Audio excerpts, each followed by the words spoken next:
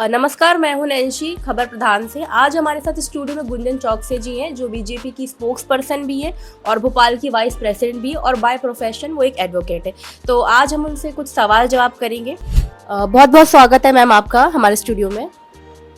बहुत बहुत धन्यवाद आपकी स्टूडियो में बुलाने के लिए। तो सर जी, तो जैसा कि अभी पता है कि मॉनसून सत्र आने वाला है और मोहन यादव जी ने कहा था कि अगर महाकाल चाहेंगे तो इसी मॉनसून सत्र में यूसीसी आ सकता है।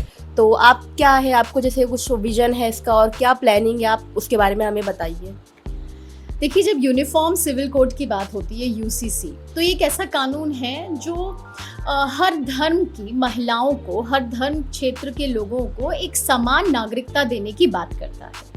ये एक वो कानून है जो अधिकारों की बात करता है कि आपको पैतृक संपत्ति जो अधिकार हैं, जो अगर आपको विवाह संबंधित अधिकार हैं या तलाक संबंधित अधिकार हैं, ये किसी भी धर्म से हटकर, चाहे हिंदू धर्म हो, मुसलमान हो, जैनिज्म हो, क्रिश्चियनिटी हो, धर्म से परे एक समान अधिकार होना चाहिए, समान कानून होना चाहिए। और हमारा देश का संविधान सबसे मजबूत संविधान कहलाता है पूरे विश्व में। तो जिस संविधान में एकता और अखंडता की बात होती है, तो उसी संविधान को लागू करने के लिए डॉक्टर मोहन यादव जी की सरकार हर वो ऐतिहासिक पहल करने की कोशिश कर रही है ताकि हम जो कानून की समानता है वो हर वर्ग को एक साथ देने का कोशिश करें।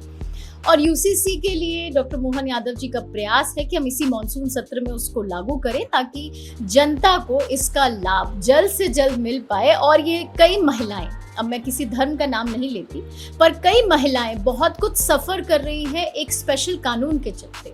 कई धर्म हैं जिनके अपने पर्सनल लॉज हैं, उन पर्सनल लॉज में उन महिलाओं के बहुत सारे अधिकार हैं जिनसे उन्हें वंचित रखा जा रहा है। यूसीसी लागू होगा तो हमारे समाज में समानता आएगी, महिलाओं को समान अधिकार मिलेंगे। और जो संविधान कहता है कि कोई भी जेंडर बेस्ड पार्शियलिटी नहीं होनी चाहिए, कोई भी इनइक्वालिटी नहीं होनी चाहिए, हर रिलीजन, हर व्यक्ति एक समान है, उस समानता को हम बहुत जल्द जनता के बीच लाने का प्रयास करेंगे।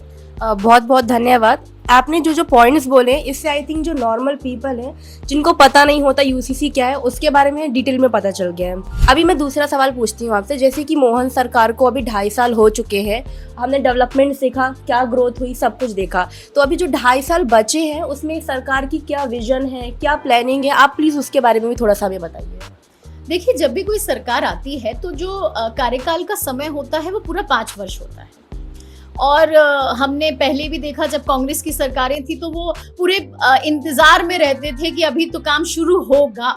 लेकिन डॉक्टर मोहन यादव जी ने ये फर्क बताया। मोहन यादव जी ने पहले दिन से, जब उन्होंने शपथ ली थी तो लौटकर उनका पहला दिन उन्होंने एक बहुत ऐतिहासिक निर्णय लिया था।